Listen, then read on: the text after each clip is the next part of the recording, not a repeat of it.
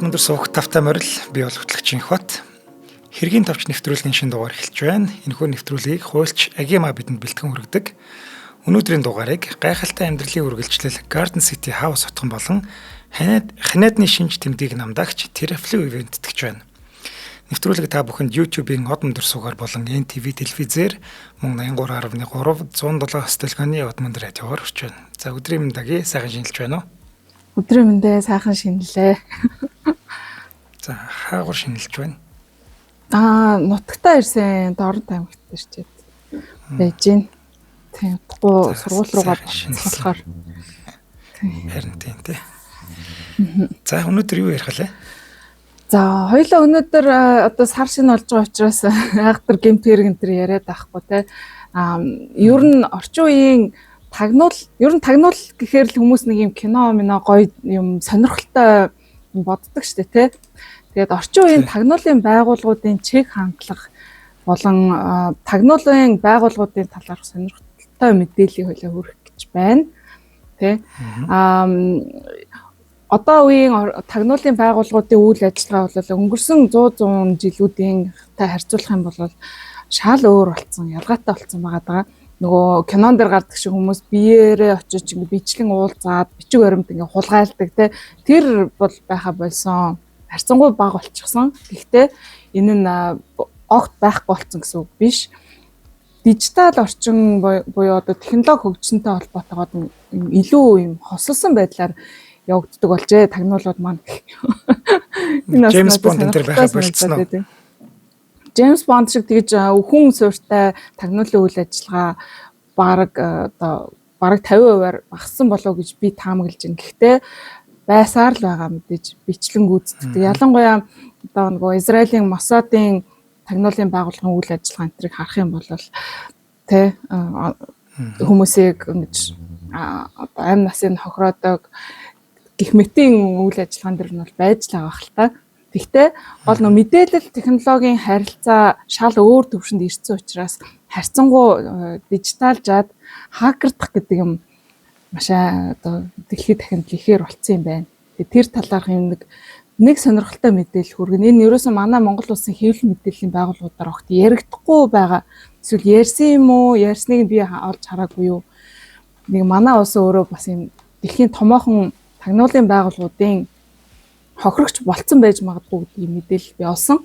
Тэр талаараа хоёлаа ярих юм байна. За түрүүнд дурдсан ер нь бол одоо ингээд тагнуулын байгууллага дижиталжлаа гэдэг те. Тэгээд дэлхийд дахинд яг энэ цахим хакердах юм халдлага үйлдэлтгээрээ алдартай улсууд хэд байгаа юм. Одоо NTV байна, Хятад байна, Орос, Америк, Англи те. Тэгээ Оросын FSB бол Европ 2010-аас 2021 онд 50 гаруй удаагийн захим тагнуулын үйл ажиллагаа явуулсан гэдэг юм хэрэгт холбогдчихсэн. Тэгээд энэ Оросын тагнуулын байгууллагын үйл ажиллагааны хэвчлэн Европын холбоо болон НАТОгийн орнууд руу ийм чиглэсэн байдаг.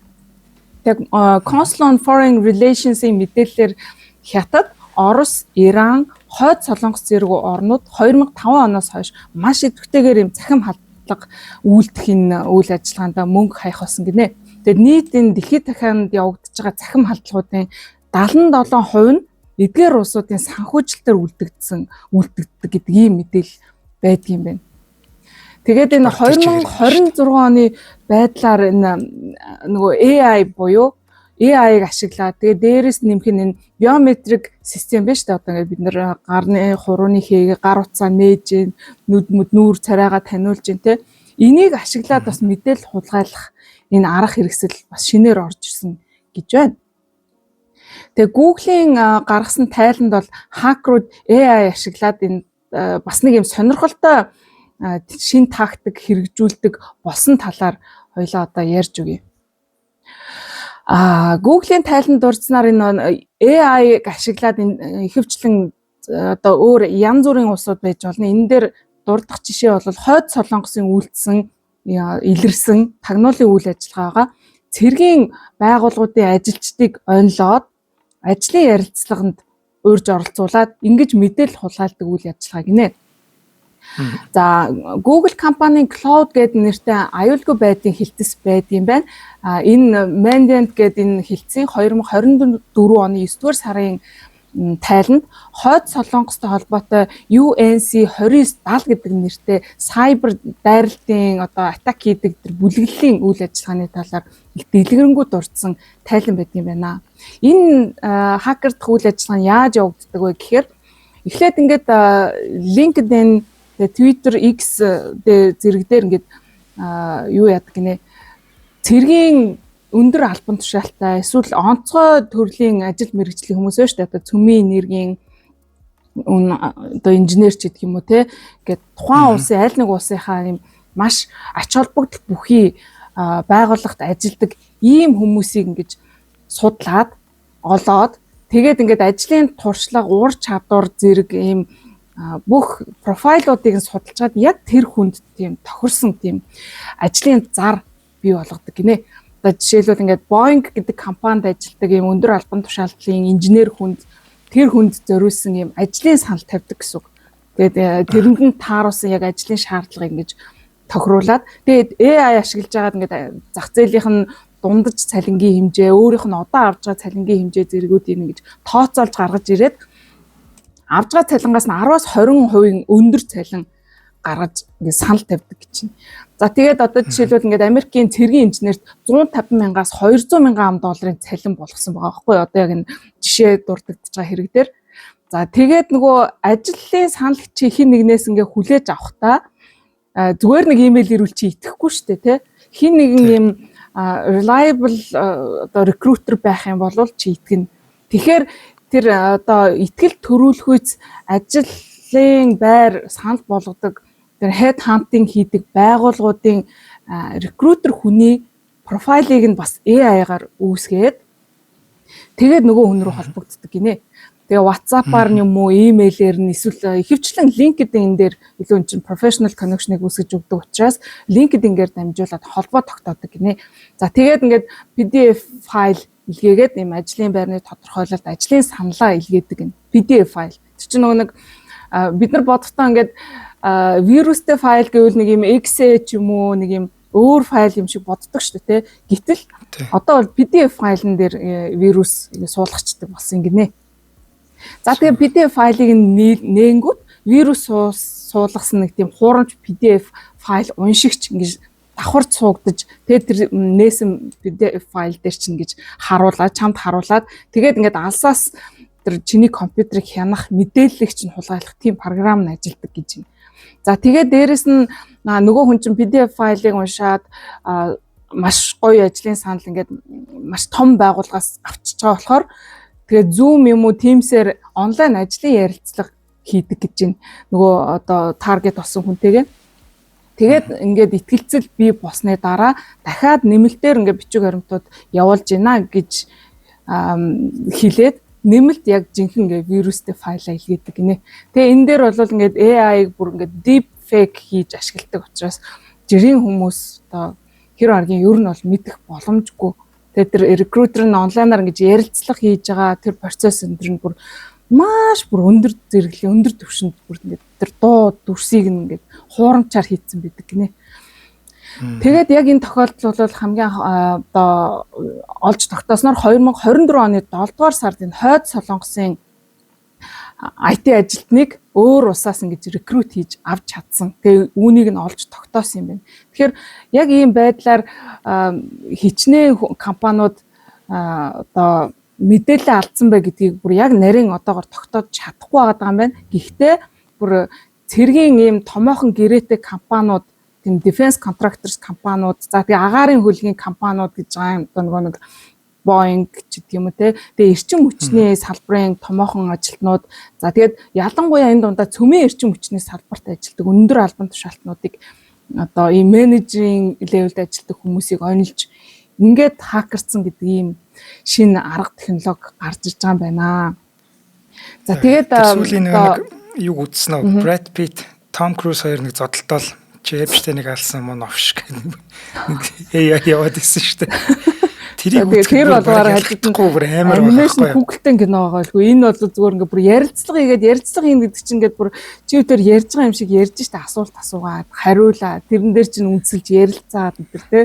Тэр бүр амар тэр Brad Pitt-ийн бүр амар байгаа юм чинь энэ тагнуулынхан бүр амар байгаа хаа. Тэрнээс бүр төгс болцсон байгаа хаа. Харин тийм чинь тагнуулын байгууллагын тэр технологи техник нь бүр биднээс чинь даруй бараг 100 жилээр төрүүлж хөгжсөн байдаг гэж л яриад байдаг шүү дээ. Тэгэхээр тэгж бодох юм бол бурхан минь. Айлын хөлтөд бүр л амар байгаа байлгүй. За тэгээд иймэрхүү төрлийн ингээд цахим дайралтууд 2024 онд бүр 30% өссөн гинэ. Тэгээ ийм төрлийн зөвхөн Америкийн жишээгээр бол яг ийм цахим халдлагын улмаас нийтдээ 1.34 тэрбум $. Тэгээ энэ дээр нэмэх нь криптогоо хулгайд алддаг. Тэ 0.34 тэрбум гинэ. Тэгээд бурхан минь энэ том орнууд ингэж цахим дайралтад өртөж байхад манай бас яах лээ тийм ээ. Харин тийм ээ. За чи нэг хамтран хамаагүй юм нээж болохгүй нь шүү. Ханаад өрчөөд. Харин тийм. За тэгээ. За манай агийн маань цагаан сард имгэлж гисэн биш. Ханаад өрсөн байна л та. За яг агид зориулсан тим хамтран ажиллагч манайхыг өнөөдөр ивент итгэж байгаа. За ханаа томооны үед илрэх шинж тэмдгийг богино хугацаанд намдаадаг Terraflow ивент итгэж байгаа. За толгой өвдөх, хоолой өвдөх. За яг одоо нус гоожж байгааг та бүхэн харж байна. Халуурах, найтах гэх мэтчлэн ийм шинж тэмдгүүдийг бүр тэр дооронд харах юм байна. За тэгээд Terraflow ч их гоё амттай учраас амттай аргаар өвчнө гэдэг чинь их гоё шүү дээ тий. Дотор нь борцог дүрж идчих болно гэдэг байгаа шүү дээ. За мэдээж одоо ханиадны шинж тэмдэг шууд илрэнгүүт дөнгөж илрэнгүүт л Terraflow уучих юм бол одоо маргааш шинж гэдэг юм уу одоо тэр шинж тэмдэг намдаад одоо ханиад хүрэхгүй байх боломжтой байх нь байна. За H.MN гэдэг вебсайтаас захиалаад үнэгүй хүргэлж авах боломжтой. За мэдээж бүх эмийн сонгуудаар худалдаалагдчихж байгаа. За ханиад хүрсэн хүн хаяа босч чадахгүй байдаг. За тэгвэл H.MN гэдэг вебсайтаас захиалаад үнэгүй хүргэлээд авчна гэдэг бол үнэхээр одоо тийм гоё үйлчлэг байна гэж харж байна. Тийм шүү дээ. За баярлалаа. Яг үнэ. За тэгээ цахим дайралтууд бол ингээд одоо бүр айгүй төгс хэлбэрт шилжиж байна. Энд чинь тагнуулын зорилгоор гэдэг яриад байгаа. Тэгээ зүгээр нэг юм хакерууд сайн дураараа хийгээд байгаа биш. Бүр улс орны засгийн газрын санаатай үйлдэлүүдийг ярьж байна, тийм ээ. За тэгээ Орос улсын Хятад улсын тагнуулын байгууллагууд өөр улс руу юм цахим халдлага хийж улс төрийн нууц, аж үйлдвэрийн мэдээллийг нь хулгайдаг болох нь тодорхой, бүр маш тодорхой болчихсон. FBI-гийн албан ёсны мэдээллээр бол 2026 оны байдлаар хятадын хакерууд Америкийн нэгдсэн улсын компаниудын технологийн хулгайлах бүр юм маш өргөн хэмжээний кампанит ажил явуулж байгаа болохыг нь олж тогтоосон юм байна. Тэгээд энэ нь Америкийн нэгдсэн улсын эдийн засагт жил бүр олон тэрбум $-ын хохирлыг учруулж байна гэдэг тайланг FBI-гаас албан ёсоор гаргасан байна. Тэгэхээр энэ нөгөө үйлдвэрлэлийн технологи гэдэг чинь тухайн бизнесийн одоо гол үндэс суурь шүү дээ тий. Гэтэл энийг нь хакертад аваад байгаа гэдгийг нь 2026 онд албан ёсоор Америкийн FBI зарлжээ. За үүн дээр одоо нөгөө нэг чамд ярьж өгье гэдээсэн тэр нэг түүх одоо орж ирнэ. Palo Alto Networks гэд нэртэй Америкийн нэгдсэн улсын Калифорни мужийн Санта Кларад төвтэй нэг юм сайбер аюулгүй байдлын удирдлагын нэг юм компани байдаг юм байна. За энэ байгууллага бол дэлхийн 80,000 гаруй байгууллагт ийм үйлчилгээ үзүүлдэг. За тэг үндсэн үйл ажиллагаа нь бол ийм Next Generation Firewall гэдэг одоо нөгөө юу хамгаалтын систем байгаа шүү дээ тий. За тэгээд cloud болон endpoint-ийн аюулгүй байдал тэгээд дээрэс нэмэх нь ийм сайбер тагнуулын судалгаа хийдэг нэг Unit 42 гэдэг нэртэй ийм хэлтстэй ийм байгууллага байдаг юм байна л та. За тэгээд энэ Palo Alto Networks гэдэг компани Unit 42 гэд хэлсэн 2026 оны 2 сарын 5-нд буюу одоо саяхан энийг ийм албан ёсны тайлангаа гаргасан олон нийтэд ингээд зарласан байдаг. За энэ тайланг бол The Shadow Campaigns Undercovering Global Espionage гэдэг нэртэй нэг юм нэртэй тагнуулын үйл ажиллагаатай холбоотой ийм ноцтой мэдээллүүдийг тусгасан тайлан юм байна л та. За тэгээд энэ гарч ирснээс хойш олон нийтийн анхаарлыг маш их татаад байгаа. За энэ тайланд Азийн ямар нэгэн улс заяа ямар нэг улс ерөөсөө улсынх нэрийг нь заагаагүй. Гэхдээ маш өндөр таамаглал бол хятад байхаа гэж таамаглаж байгаа.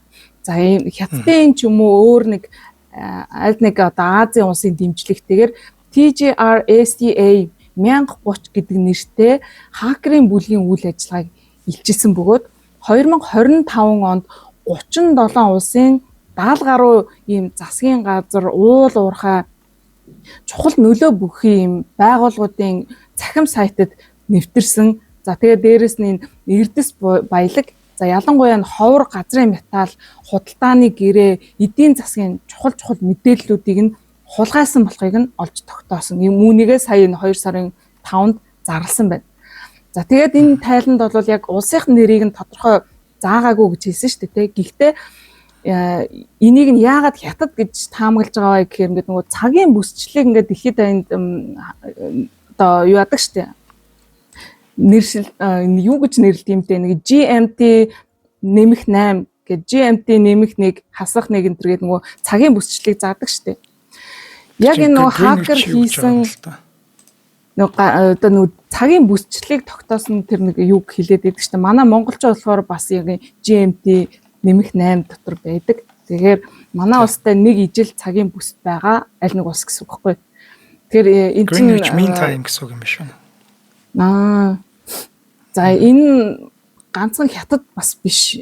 Солонгос байж болж байна, Японоос байж болж байна те. Шүүн цагийн бүс адилхан орнууд.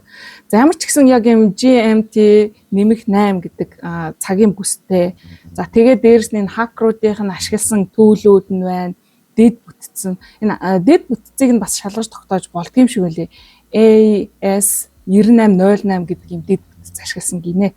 За тэгээд энээс нь үзээд хятад улс байж магадгүй гэж шинжээчид таамаглаж байгаа юм байна. За тэгээд энэ өргөн хэмжээний одоо хакерцсан үйл ажиллагаа байна шүү дээ. 2025 онд 37 улсын засгийн газрын чухал мэдээллүүдийг одоо байгууллагуудын захин веб сайтанд нь нэвтрээд мэдээллийг нь хулгайлчихсан байгаа даахгүй.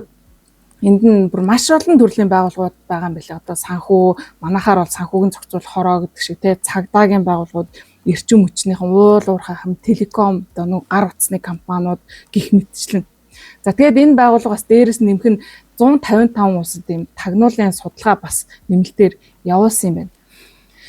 За энэ том бүлэг энэ хакерцсан үйл ажиллагааны гол зорилгыг нь энэ тайланд дурдахтаа юу гэж үзсэн гэхээр эдийн засгийн тагнуул хийгдсэн байна. За ялангуяа эрдэс баялаг, ховор газрын металл, уул уурхай мэдээлэл, тэгээд худалдааны гэрээ, дипломат хилцээрүүдийн талаар мэдээлэл цуглуулах гол зорилготой байсан бололтой гэж таамагласан байна. Жишээлх юм бол Бразилийн ховор газрын металлын экспортыг бүх мэдээллүүдийг нь хакертад авсан байна гэж аахгүй.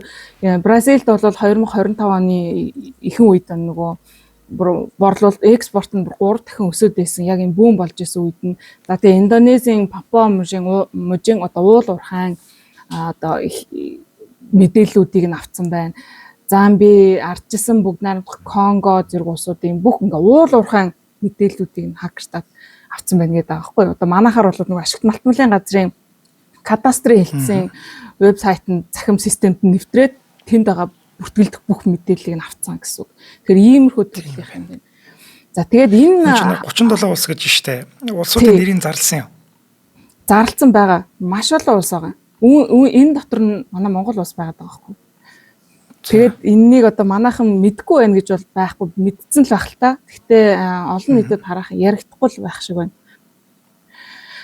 Тэгээд ямар арга хэрэгслээр энэ хакерын үйл ажиллагааг явуулсан бэ гэдэг дээр нь бас нэг юм одоо анхааруулах зорилгоор гэх юм уу мэдээлэл өгсөн байгаа юм.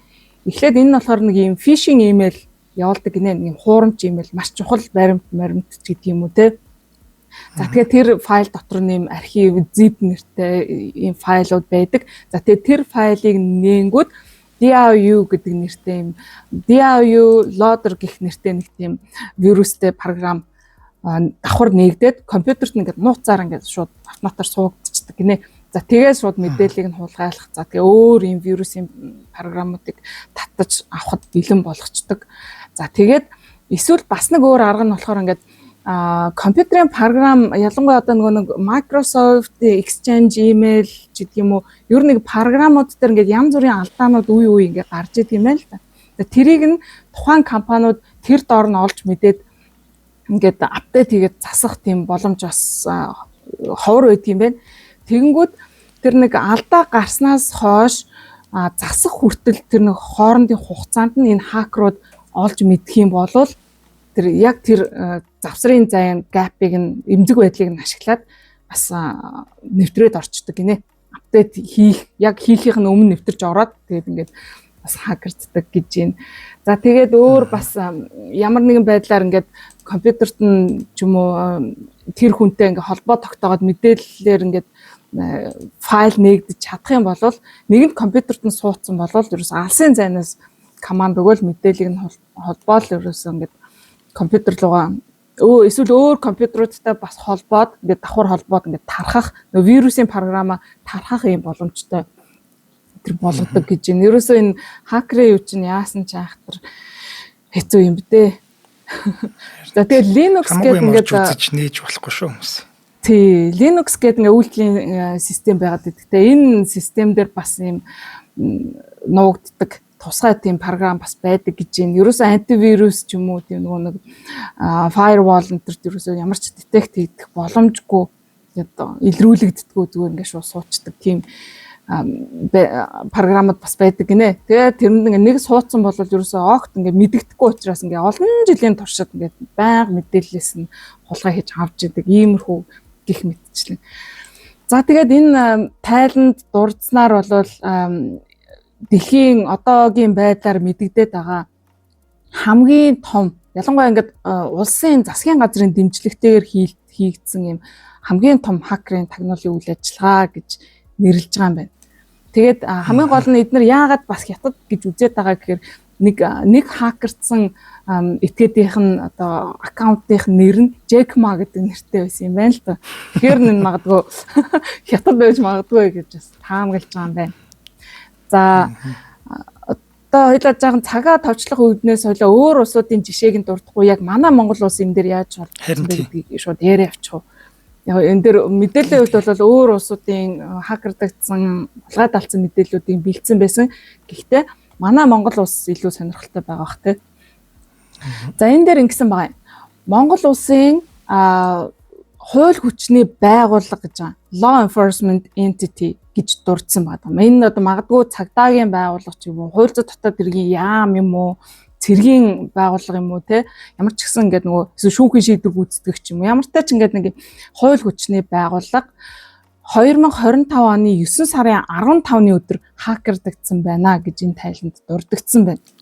За тэгээд энэ халдлага нь Монгол улсын хууль зүйн дотоод хэргийн сайд манай сайд ямар нэгэн Азийн улсын яг энэ тайланд бол ерөөсөө энэ газрын улсын нэрийг нь тодорхой заагаагүй тэ энэ өөр нэгэн улсын энэ гол холбоо барих нэг эрх барих албан тушаалтантай яг уулзах нь өмнө болсон гинэ. Тэгээ би энэ мэдээллийг нь уншаад яг энэ 25 оны 9 сарын 15-нд хууль зүйн яамны сайд маань ямар үнэтэй уулзалт хийсэн болоо гэж сайт руу нас орж үзлээ. Тэгсэн чинь 8 сараас хойш мэдээлэлүүд юусэн байхгүй лээ. Тэгээд мэдэхгүй байна ямар өндөр албан тушаалтантай уулзсан юм бол тэгээд энд ингэж битсэн байгаа тайланд яг энэ уулзалтын тэр уулзалтын үеэр бол энэ хоёр улс нь олон улсын гэмт хэрэгтэй тэмцэх хамтын ажиллагаагаа өргөжүүлэхээр ийм санал солилцсон юм байна л та. Тэгээд энэ халдлага үйлдэгдсэн цаг хугацааг нь харах юм бол яг энэ уулзалтаас ерөөсөө яг өмнөхөн мэдээлэл ингээд хулгай хийчихсэн. Тэгэхээр энэ магадгүй тухайн уулзалтад зориулаад ингээд дотоод мэдээлэл нөгөө intelligence gathering хийх зорилгоор халдлага үйлдсэн болов гэж таамаглаж байгаа юм байна. Тийм байна. Тэгэхээр одоо тэр уулзсан улсын тагнуулын байгууллага энэтэй холбоотой юу эсвэл шаал гурдагч этгээдээс энэ халдлагыг үлдээд манай улсын мэдээллийг хулгайлч уу мэдэхгүй байна. Тэгээ ямар ч тэгсэн манай улс ингээ хохирогч болцоод байж байгаа юм байна. Тэгээд энэ бол зүгээр манай Монгол улсын law enforcement entity буюу хууль хүчний байгууллагын вебсайтанд нэвтэрч ороод мэдээллийг авсан гэдэг шүү дээ тий.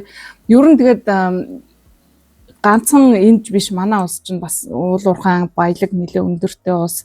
Тэгэхээр энэ ашигт малтамлын тий энэ салбарт бас мэдээлэл аюулгүй байдлаа шалгах шаардлагатай юм байна да гэдгийг энэ жишээ харуулж байгаа шиг байна да. Ер нь бол тий одоо газрын хоор энэ төр чинь нэлээ модонд орцсон яриа хөрөө ихтэй байгаа энэ үед бас нөгөө эцэг сонирхоод мэдээлэл нь авчиг гэсэн бодол бас байж магадгүй л юм тий.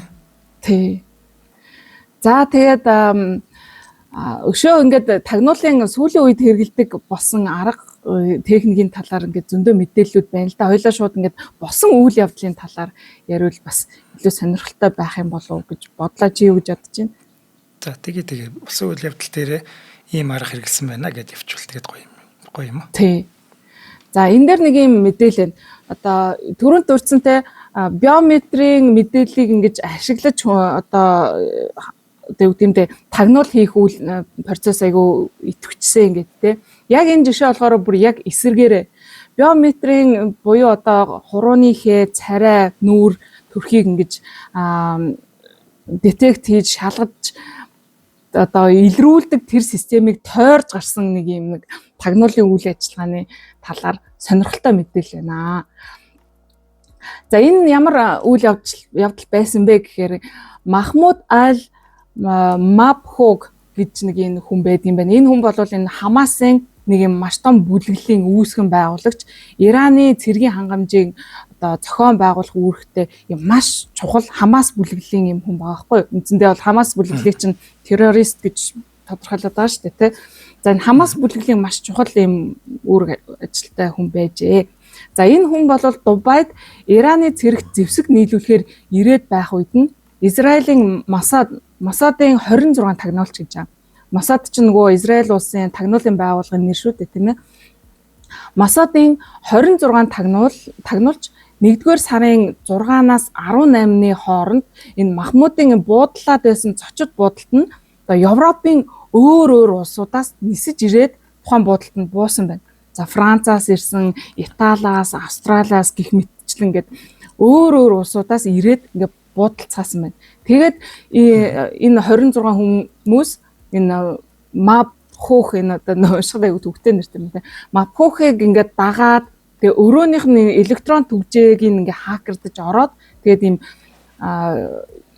зүрхний шигдээснээс болж нас борсон юм шиг болгож харагдуулдаг тийм хор байдаг нэ. Одоо яг ингээд дүүтэмд үхлийн шинж тэмдэг нь яг зүрхний шигдээс болцсон юм шиг. Гэхдээ яг ингээд тэр хүний амь насыг хохироосон үйлдэл нь бол дээрээр дарж гад ингээд амь насыг хохирооцсон байгаа байхгүй. Тэгээд ийм хор өгөөд тэгээд дээрээр дарж гад амь насыг одоо хохироогоод тэгээд ингээд маш хурдан цухтаагаад явцсан ийм үйл явдал болсон юм байна л да. Нийтдээ ингээд 15 минутын дотор тэр бүх юм болсон гэж байна. За тэгээд энэ дээр тэр нөгөө нэг биометрийн системийг яаж ингэж тойрж гарсан бэ гэдэг дээр олон улсынхан ингээд бүр нэлээд улс хоорондын маргааны асуудал болжээ. Масадын тагнуулчид Их Британаас 12, Ирландаас 6, Францаас 4, Германаас 1, Австралиас 3 хүн ирэхдээ ингээд бодит эдгээр улсын иргэдийн паспортыг нь хуурамчаар ингээд ашиглаад ороод ирсэн гэж байна. Паспорт яг үнэхээр яг энэ улсын бодит ийм жирийн иргэд байдаг. За тэр хүмүүсийн паспортыг заримыг нь хулгайлчихсан, заримыг нь хуурамчаар үйлдчихсэн. Ийм байдалтайгаар ингээд ороод ирсэн гинэ. Тэгээд эдгээр улсуудаас ингэж орж ирэх нь нөгөө Арабын энэ Дубайд бол визгүй нэвтрэх учраас ингэж зориуд эдгээр улсуудыг таргет болгож сонгож авсан байна. Тэгээд улс орнууд яагаад Масадыг энэ дээр маш буруутгаж ингэж одоо бөөн 2 улсын 2 3 хичнээн улсын асуудал болсон бэ гэхээр тэр нисэх хонгоцны буудал дээр ингэж нэвтэрч ороход чинь тэгээ өөр хүний паспортыг ашиглаж байгаа учраас ингээд биометрик одоо шалгалтаар нэвтрэх ёстой шүү дээ тий. Гисэн чинь энийг нь бүр яаж юм мэдгүй ингээд нэвтрээд гарцсан байсан. Энэ дээр ингэж бөөн асуудал болоод байгаа юм байна л да. Яаж ингээд тойроод гарч байгаа. Хамгийн гол нь нисэх хонгоцны буудал дээр нэг retinal scan буюу нүдний торлогийн юм биометрийн шалгалт бас хийсэн гэдэг байгаа байхгүй. Тэгээ тэрийг нь бас ингээд даваад гарцсан. Тэгэхээр одоо яг бүр яг кинон дээр хэвшгэл юм болсон байгаа тийм. Тэ. Зарим кинонд дэр бол нүдийн сугалж аваад ордгийг. Ингээд нүдийг уншуулаад одоо тэгсэн юм араж гээгүй л бах те. Ямар ч тач ингээд ингэн хүмүүс ингээд Масадын тагнуул. Ер нь бол дэлхийд дээр энэ Израилийн Масад бол тагнуулын үйл ажиллагаагаараа толгой зөгтөг амар хүчрхэг тагнуулын байгууллага гэдгээр алдартай. Тэгээ эдний энэ байгууллагын хийж үйлдэлүүд нь ч гэсэн ер нь бас сонсох юм бол өстой кино цаашаа бас аимшигтай нөгөө талаар бас их аимшигтай үйлдэлүүдийг бас хийдэг юм шиг санагддаг. За тэгээд энэ байгууллагын 26 тагнуулчин Дубайд ирэхдээ ингээд хуурамч сахал хувцас хэрэглэл юу байдгийг зүгээр яг бүр кинон дээр гардаг шиг л орж ирсэн байгаа байхгүй. Тэгээд тусдаа ирсэн байгаа юм. Тэгээд хоорондоо харилцахтаа тийм бүр шифрлэгдсэн тусгай юм Австрийн дугаартай гар утас ашигласан байгаа юм. За тэгээд CCTV байж тэн хяналтын камерын бичлэгт ингээд бүр зайс хийгээд ингээд маш хурдан ингэж ажиллаж зүгээр бүр маш тийм сонирхолтой юм үйл ажиллагаа үйл явдал болсон юм байна. Тэгтээ энийг нь яаж олоод илрүүлсэн бэ? Яг яагаад 26 хүн ирсэн гэдгийг нь олж тогтоосон бэ? Гэхээр энэ Дубай талын нэг чинь ингээд олж илрүүлж байгаа шүү дээ, тий. Дахиад буцаагаад энэ биометрик энэ өгөгдлийг нь дахин шалгаад тэгээд ингээд нөгөө DNA шинжилгээ, хурууны хээ энтрийг дахин шинжилжээж тэгээд энэ CCTV-гийн бичлэгийг ингээд нэг frame by frame бүр ингээд бүр маш нягт нарийн шалгажж 26 тагнуулчийг нь олж тодорхойлж чадсан гинэ. Тэгээд ингээд Интерполд мэддээд энэ биометрийн өгөгдлийн зураг скан одоо юу гэдэг энэ бүхнийг нь Интерполд явуулаад тэгээд дэлхийн дахны хайлтны системд оруулснаар одоо дэлхийн айлч одоо нөгөө онгоцноос буухтан л бариад авах юм боломжтой ингээд систем бүртгэгдчихэж байгаа байхгүй. Тэгээ нэг визний цонхон дээр хүртэл очихт ингээд бариад авах боломжтой. Ингэж эднэрийг 26 тагнуулж яг ингэж ажилласан, ингэсэн тэгсэн гэдгийг нь олж мэдсэн. Тэгээ улс орнуудын одоо дургуутцлыг хүргэсэн зүйл бол энэ яаж энэ биометрик системийг хяналтыг давж чадваа гэдэг дээр асуудал болсон. За үүнээс гадна тухайн улсын иргэдийнх нь паспортыг нь зөвшөөрөлгүйгээр ингэж хулгайлж ашигласан гэдэг дээр их улс хооронд одоо хоорондын харилцаанд дипломат харилцаанд нэлээдгүй асуудал үүсгэсэн байдгийм байна. Тэгээд Дубай бол хамгийн сүүлийн үеийн технологиуд л тэнцээ байж байгаа байлгүй те уг нь. Тийм шүү дээ одоо юу байдаг юм бол одоо өстой бүр ойлголт алга те их л мундаг айхтар юмнууд байдаг байлгүй. Тэгээд энэ геополитикийн бүгдээрээ бүгдээрээ илчлэгдчихэж байгаа гэсэн үг үү тэгээд. Тийм илчлэгдсэн. Тэгээд юуны Израилийн засгийн газраас бол энийг үндсэнд нь хүлээн зөвшөөрсөн. Гэхдээ нөгөө паспортын асуудал дээр бол бас л маргаантай байгаад байгаа юм билээ. Нөгөө иргэдийнх нь паспортыг хулгайсан гэдэг асуудал дээр. Тийм. За тэгээд энэ геополитикийн өрсөлдөөн гэдэг юм чинь тэгээд энэ тагнуулын үйл ажиллагааг одоо улам л их хатуу ширүүн болгож явах шиг байна л да. Тэгээд ялангуяа одоо ингээд энэ өрсөлдөөнөөс болоод улам цахимжаад бүр ийм болж байгаа юм байна да. За тэгээ Оросуудад бас энэ хэлцүүлээд тийм шүү дээ. За өнөөдрийн дугаарыг гайхалтай амьдралын үргэлжлэл Garden City House отхон ивент итгэж байгаа. За тэдний өрөө бол орон сууцны үнээр House-нд амьдрий гэж. За Garden City отхон нь 2017 оноос хэрэгжиж байгаа. 5 давхар орон сууцаас бүрдсэн Яармаг орчмын бүс нутгийнхаа хамгийн тав тухтай ногоон байгууламж ихтэй хүн болгоны мэддэг ийм отхон байгаа. Манайх их хажууд нь байдгийг. Тэгээд Garden City чи яг ингээд ногоон байгууламжаа тойроод ингээд байрна байждаг байхгүй. Тэгээд ногоон байгууламж юус автомашин ч юм уу техник технологи орох ямар ч боломжгүй. Тийм учраас зүгээр хүүхдүүдэд тэр талбай руу гаргаад санаа амар тоглоод байж ах тийм боломжтой. Айгуу гоё отхон байдгийг. Зохион байгуулалт нь ч гэсэн айгуу гоё байрных нь энэ төр. За нэг 90-ад он бид нар гадаа гараад тоглоод шүн орж ирдэг байсан шүү дээ. Тэр үе бол амар үе байсан. Машин зам энэ төртэй шууд гараад тоглодог байсан бол Garden City-д бол тийм аюул байхгүй. Тийм олон найзтай болох одоо хүрээлэлтэйгээ одоо болох тийм боломжтой юм гоё хотхон байгаа юм. За мөн хотхондоо сургууль цэцэрлэгтэй болохоор 2 минут алхаал хүүхдэд тэр сургууль цэцэрлэгээ хүргээд өчих боломжтой. За ингээд Garden City хотхны үргэлжлэл болох Garden City House хотхон гэж шинээр баригдаж байгаа юм байна. За энэ хотхон нь нийт 6 га талбайд 200 айлын таун хаус бүтээн байгуулагдаж байгаа. За энэ төсөл нь орон сууцны үнээр хаусанд амьдрах боломжтой, мөн айл бүрт эдэлбэр газартай болохоор лагерт байгаа мэт гэр бүлээрээ тав тухтай амьдрах ийм орчныг бүрдүүлж байгаа гинэ. За хамгийн чухал нь төвийн дэд бүтцэд бүрэн холбогдсон болохоор ашиглалтын зардал нь орон сууцтай адилхан гардаг юм байна. За хэмжээний хувьд хэд том биш. 114-өөс 158 м2 талбайтай хаваасууд байгаа юм байна. За ингээд Garden City хотгон дээр очиод энэ Garden City House хотгоных нь загварын байрыг үзэх боломжтой юм байна шүү. За Garden City маань яг шинэ хотын захиргаа буюу Яармгийн хотын захиргааны зүүн талд байдаг санагдаад байна. Яг зүүн талд нь байж байгаа. Мөнх хатагийн шоурум байгаа. Тэрний яг замынхын эсрэг талд байдаг юм. За холбогдох утасны дугаар нь 75 77 75 77. За баярлалаа. За баярлалаа. За хоёлаа нэвтрүүлгийн цаг нэлээд төгсөн байна. Тэгээд миний бэлдсэн мэдээлүүд бас үндсэндээ бараг л талдаа шахуу орж идэг. Яг тагнуулын байгууллагуудын яг ингээд талаар ингээд сонирхолтой мэдээлүүд бас зөндөл байна л да. Америкийн нэгдсэн улсын нөгөө нэг CIA байна те. Тэгээд Их Британийн MI6 байна. За тэгээд түрүүнд дурдсан Израилийн Масад гэдэг те.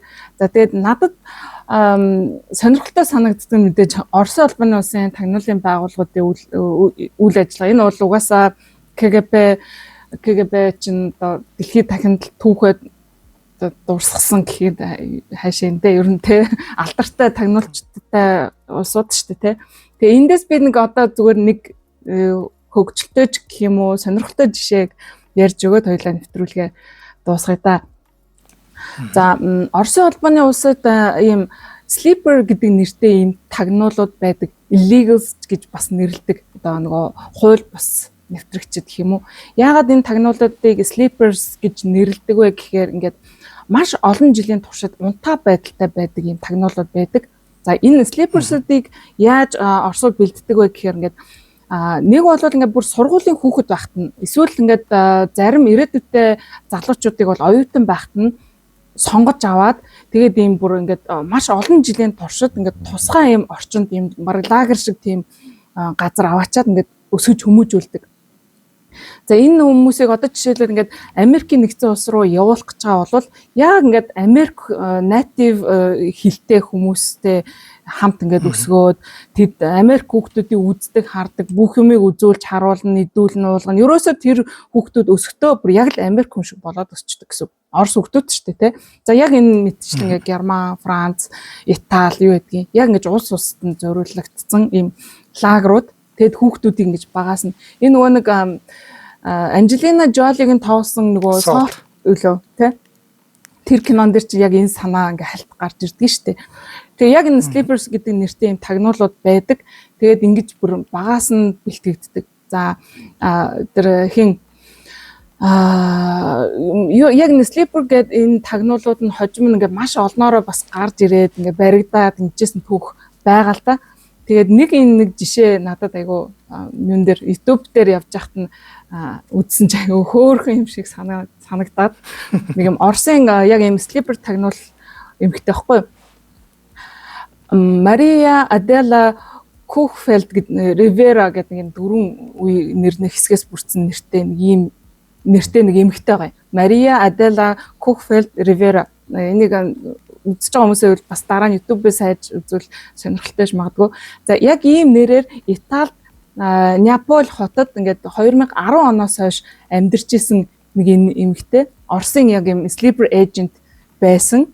Багасаа одоо яг ийм байдлаар өссөн. Тэгээд ингээд яг тухайн улсад нь очиж одоо ингээд sleeper чинь багадаа ингээд тэгээ өсөж штэ тий. Тэнгүүд нь яг тухайн улсад нь явуулаад тухайн улсад нь ингээд одоо Америк руу явууллаа гэж бодоход Америкт ингээд багадаа ингээд нас орчихсан тийм хүүхдийн бичиг баримтыг ашиглаад нэр усыг нь ашиглаад тэгээд нас орсон гэдэг бүртгэлийг нь арилгаад тэгээ өөрөөсөө яг тэр төрсөн гэдэг энэ нэг юугаар нь түүхийг нь ч гэдэг юм ингээ ашиглаад өөр хот мотод очиад ингээд том болоод ажил хөдөлмөр эрхлээд хүнтэй суугаад тэ бүр таксины жолооч ч байна уу эсвэл хааны газар зураач ч байна уу ингээ янз бүрийн ажил хийгээд ингээ бүр 10 20 жил ингээд наамгүй амьдардаг. Тийм болохоор энэ хүмүүсийг sleepers гэж нэрлэдэг байгаа байхгүй. Тэгээд нэг өдөр Москвагаас ч юм уу даалгавар өгөөд чам руу холбогдно. Тэр үед нь чи ажиллах хэрэгтэй. Тэр хүртэл чи бүр яг Америкийн нэгдсэн улсын иргэн шиг л амьдрах ёстой гэсэн үг. Тэгэхээр ийм хүмүүсийг sleepers гэж нэрлэдэг байна. За яг энэ эмэгтэйгийн хувьд болохоор Италид ингээд Перу хүн юм шигээрээр ингэж дүрсгээд амьдардаг байсан байгаа байхгүй юу? За тэгээд энэ одоо талигаач тэр нөхөр нэг юм үнэт эдлийн дэлгүүртэй байсан. За тэрнээс нь үлдсэн хөрөнгөөрөө ингэж худалдаа наймаа эрхэлдэг нэг юм нийгмийн идэвхтэй амьдралтай эмэгтэйгийн дүрээр амьдардаг байсан. За тэгээд энэ хүн бол ингээд НАТОгийн албан хаагчтай Америкийн нэгдсэн улсын цэргийн хүмүүстэй гэд ер нь томоохон юм албан тушаалтай хүмүүстэй танилцдаг, гэр бүлийн найзууд болдог те. Тэгээ үнд эдлийн наймаагаач хийдэг. Тэгээл ингээд ерөөсөө маш их хэмжээний мэдээллийг цуглуулдаг байсан гинэ.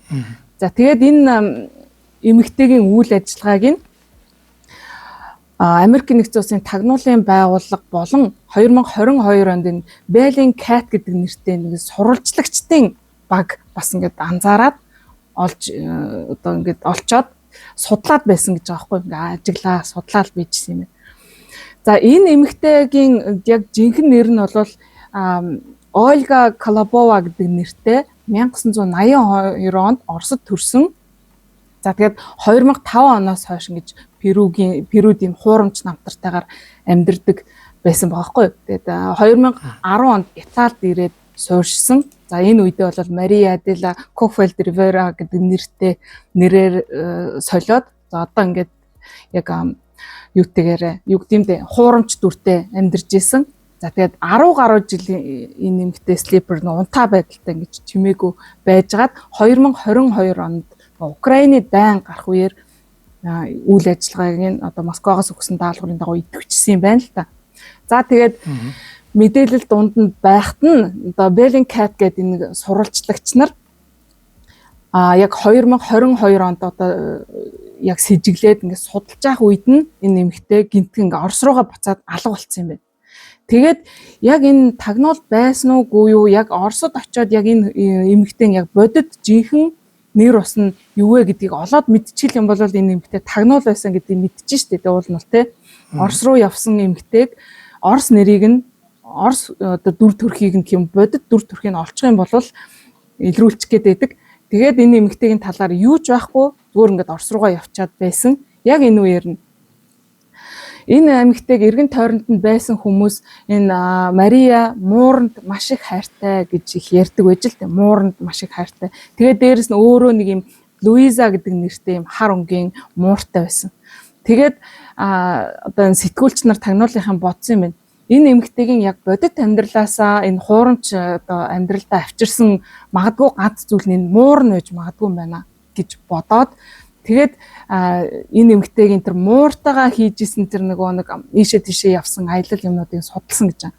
Нөгөө Европын холбооны дүрмээр бол аливаа тийм гэрийн тэжээмэл амтныг онгоцоор ийшин тийш нь зөөвөрлж авч явахдаа нөгөө заавал нөгөө микрочип суулгах ёстой. Тэгээд тэр чипийг нь дамжуулж ингэж одоо хэлээр орох гарах нэвтрэх гэдэг юм тэр бүх зөвшөөрлөмнүүдийн хяндаг шалгадаг заавал юм чиптэй байх хэрэгтэй байсан.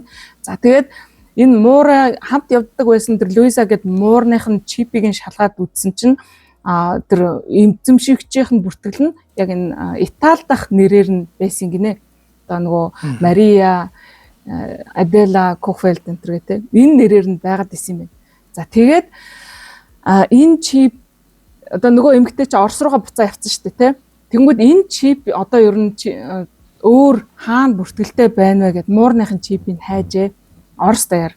Эднэр бас тагнуулынх нь бас их айхтар тий. Оросын бүх мал амьтдын эмнэлгийн тэр бүртгэл мэдээлэл дундаас энэ муурныхын чипийн бүртгэлийг хайсан байгаа хгүй. Тэгсэн чинь Москва хотын нэг мал эмнэлэгт яг энэ муурныхын чип нь бүртгэлтэй байсан байгаа юм. За тэгтээ нөгөө бүртгэл нь Итали хүнийх нь нэрээр байгаад байгаа шүү дээ тий. Жинхэнэ эзнийх нь нэр байхгүй. Тэгэнгүүт нь тэр бүртгэлтэй байсан мал эмнэлгийнх нь пэйж хуудсыг нөгөө Оросд нөгөө контакт гэдэг нэртэй яг Facebook шиг нэг юм аппликейшн байдаг байхгүй. Тэр контакт дээрх энэ эмнэлгийнх нь пэйж хуудсыг нь ороод шалгаад бүх лайк дарсан, найз олсон бүх хүмүүсийг ингээд нэг бүрчлэн хайгаа явж исэн чинь нөгөө Луиза гэдэг муурны зурагтай профайлтай эмэгтэй гараад ирсэн байгаа юм. Нөгөө хар өнгийн мууртай. Тэгээ тэр муурны профайлын нэр нь болохоор тэр Ольга Колобова гэдэг нэртэй. Өөрөөр хэлбэл нөгөө тагнуулч эмэгтэй маань яг жинхэнэ нэр нь Ольга Колобова. Тэгээд тэр юм муура бүртгүүлсэн мал эмнэлгийнхаа пэйжийг ингээд лайк дараад нэгтсэн байсан. Тэгээд тэрнгээрээ баригдсан байна. Тэгээд энэ эмэгтэй ингээд нөгөө яг нэрийг олчиж байгаа юм чинь тэгэл цаашаа нь бол ингээд хөөгд олчиж байгаа байхгүй. Тэгээ хин түүх надад их сонирхолтой санагдсан. 2022 оны 8 сард ингээд энэ эмэгтэй баригдсан юм лээ. Одоо бол Оростоо ингээд буцаж Итали руу ч юм өөр улс руу яваагүй тэндээ амьдарч идэг гэсэн. Тэгээ муурныхаа тусламжтай ажигтай шээ. Нэг юм сонирхолтойгоор баригдсан слипер тагнуулч байд юм бэлээ. Гэхдээ бас амар мушигж шүү те. Тэгээ шүү дээ одоо юу л энэ бүдэнгээр нь л шүүж үзэвэлгүй. Одоо тэгээ ажлын тэмчтэр юм байна л та. Ажлын тэмч одоо. Нойлгач одоо кино мэн үздэг юм аашаа. Тэгээ яалтчгүй те одоо тагнуул байлаа гэд амтанда хайртай юм чинь тэгээд ядаж тэр контакт дээр аккаунт хуурамч нэрээр үүсгэгдсэн байсан бол те тэгсэн бол баригдахгүй л байсан байх та. Гэтэ бас амар мушиг чинь тэгээс хөөрхөн чинь да тэгээд одоо муурнасаа болоод ажиллаа алтлаа та хөргий. Тэгээд энэ exposed илчлэгдсэн одоо тэгээд Оросын тагнуулынхаа энэ төр Ольгаг хараад одоо загинжил байгаа байх та. Тэгээд муурнас болоод загнаа болоод одоо муурнасаа болж баригдахтай яадаг байна гэх маягийн юм те. Тэгээд ер нь тагнуулын үедээ холбоотой бодит түүхнүүд бас аюу гойгой сонирхолтой юм зөндөө. Бараг 20-30 жилийн хөдөлмөрөө ингээ муурнаас болоод алтж байгаа юм ба штэ манай хүн чинь. Тий. Тэгээд би бас нөгөө өшөө юуны талаар бас мэдээлэл нэг юм тавчхан бэлдсэн байсан. Ер нь ингээд тагнуулж болохын тулд ер нь яах хэрэгтэй байд юм бэ? Америкийн нэгдсэн улсын тагнуулж болохын тулд яад юм бэ ч гэдэг юм те. Одоо ингээд кинон дээр гарахтаа одоо agents гэдэл яриад идэв штэ. Нэг эйжентууд аяга мундаг тагнуулууд юм шиг. Гэтэл яс юм дээр Америкийн нэгдсэн улсын CIA-ийн эйжентүүд гэдэг чинь бол зүгээр л мэдээлэл өгдөг хүмүүс нь юм бэлээ штэ. Одоо яг нөгөө тэд нар бол тэр яг spy enter бол биш. Эднэр нөгөө нэг яг CIA-ийн ажилтнуудыгаа officers гэж дууддаг юм байна. Officers гэж дууддаг. Тэгээд case officers гэж хүмүүс байдаг. За энэ хүмүүс бол ингэж гадаадаас юм их сурвалжуудад буюу мэдээлэл өгдөг энэ эйжентүүдийг ингэ recruit хийж авдаг тийм хүмүүс байдаг юм. Тэгээд эйжентүүд би нөгөө нэг юу лээ нөгөө хар хувцснууд энэ төрлийн кинонд дэр чинь эйжентүүд гэх нөгөө яваад идэв шүү дээ. Тэд нар чинь бол яг тагнуулчт нь бол бас яг биш юм шиг байгаа ш. Гэтэ тагнуул хийж л байгаа л да. Мэдээллийг нь олж аваад цаашаа дамжуулж өгж байгаа гэдэг чинь тий. Тэгээ энэ дээр бас ялгаатай байд юм бэлээ. Тэгээ энэ CIA чинь болохоор ер нь дотоод тагнуул хийдгүү. Тэр нь бол FBI хийдэг. CIA нь бол яг гадагшаа чиглэсэн сөрөг тагнуулын үйл ажиллагаа явуулд юм билээ. Яг энэ нь бол ингээд 1947 оны хуулиар ингэж өөрчлөгдсөн. Тэрнээс манайх нэг тагнуулын байгууллага гэж хуваагдаад дотоодын болон сөрөг гэж ингэж хуваадгүй юм билээ. Хоёр өөр тустай байгууллага байд юм билээ.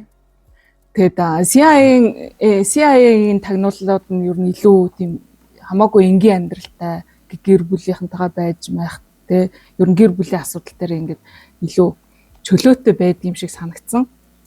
За Их Британий тагнуулын байгууллага нөгөө MI6 гэдэг Military Intelligence Section 6 гэдгийн товчлол MI6. За энэ байгууллага бол ингэдэм юм байна. Дэлхийд бас ингээд элсэж ороход хамгийн хэцүү гэдгээрээ алдартай юм байна. Ерөөсө 1000 хүнээс нэгийг нь л авдаг гинэ. Бөө шалгалт малгалт. Тэгээ шалгалт нь дангаараа бараг юм 6-аас 9 сар үргэлжилдэг. Тэгэл янз бүрийн юм туршилт муршилт те. Тэгээ дээрс нь шалгуур нь маш өндөр гинэ. Тэгэд энд ингээд орохын тулд ерөөсөө маш хүнд хүчээр тийм шалгууруудыг давжиж 1000 хүнээс нэг нь л ордог. Ийм байгууллага байдсан юм байна. Тэгээд нөгөө нэг James Bond кинон дэр гардаг шиг нөгөө нэг Q гэдэг нэг юм судалгаа хөгжүүлэлтийн хилтэс маягийн байгаад байдаг шүү дээ James Bond дэр. Одоо янз бүрийн тийм технологи янз бүрийн ингээд нөгөө гутал мутлнаас нь гарч ирдэг юу гэж хэлээ те. Яг тийм хилтэс энэ бүр боддороо байдгийн гэж юм. Тэгтээ бүр ингээ кинон дээр гардаг тэр Q branch оо тэ тэр бүр кинон дээр гардгаас ч бүр ингээд бүр хэд дахин бүр илүү өндөр хөгжсөн тим хэлтс боддоор байдаг гинэ. Тэгээ 2021 онд одоо гарсан мэдээлэлээр бол дэлхийн хамгийн дэвшилтэд тийм тагнуулын технологиудыг энэ Их Британийн MI 6-гийн одоо Q гэдэг шиг тэр хэлтс нь хөгжүүлэлт хийдэг гинэ. Сонирхолтой санагдсан тэр. Тэгээд юу ийм сонирхолтой баримтууд чамд өшөө зөндөө байгаа юу те ихийг нь ярьж чадсангүй юу? Ер нь бол байгаад л энэ тэгээд одоо нэвтрүүлгийн цаг хэлээ. Нэвтрүүлгийн цаг дуусчлаа. Тийм. Дараа нь өөр нэг дугаар хийвэл гэж бодохгүй юу? Ер нь бол энэ ингээд кино шиг л юм байдгийм байна. Юм тагнуулын ертөнц гэдэг юм чинь. Тийм. Тэр илчлэгдсэн түүхэн тэр бол гоё санагдчих. Сонирхолтой юм аа. Энэ чинь бол таны хамгийн дуртай сэдв гэдэг байгаа шүү дээ. Тийм талаар чинь ингээд янз бүрийн юм яагаад гэх юм бол энтэндээс ингээд янз бүрийн мэдээллүүд байгаа л тийм л. Би YouTube дээр энэ төр айгүйх ийм талын мэдээллийг үзэх дуртай. Сонирхолтой. За баярлалаа гээ. За баярлалаа. За өнөөдрийн дугаарыг маань гайхалтай амьдралын үргэлжлэл Garden City House хотхон болон ханиадны шинж тэмдэг намдагч Terraflow ивент тэтгэлээ. Нэвтрүүлэг маань та бүхэнд YouTube-ийн од өндөр суугаар болон NTV телевизээр мөн 83.3 107 хостолгоны од манд радиогоор хүрлээ. За гээ сайхан шинэлээрэ.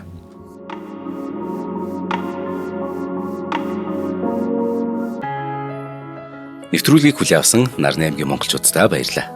Од мөндөр сувг нь энэ мэдчлэн таны мэдхүйн мянган нэвтрүүлгийг 2026 оны 7 сарын 1 хүртэл та бүхэндээ хүргэх юм. Их хэлээрээ шинжлэх ухаан танин мэдхүйг түгээхийн үлсэд нэгтгэх хүсвэл та бидэнд хандив өгөх боломжтой. Жилдээ ганцхан удаа 100,000 төгрөгөөр биднийг дэмжснээр шинжлэх ухаан танин мэдхүйг түгээх энэ үйл хэрэг амжилттай үргэлжлэх юм. Од мөндөр нэр дээрх Удаагийн банкны дансгаа 4191 тэг 4518. Та 100,000 төгрөгөөр шилжүүлэхдээ гүйлгийн утга дээр нь өөрийн нэр болон утасны дугаараа заавал бичээрэй. 100,000 төгрөг хандалснаар Од мөндөр сувгийн алтан гишүүн болох юм а. Шинжлэх ухаан танин мэдхгүй Монголд ялах болтугай.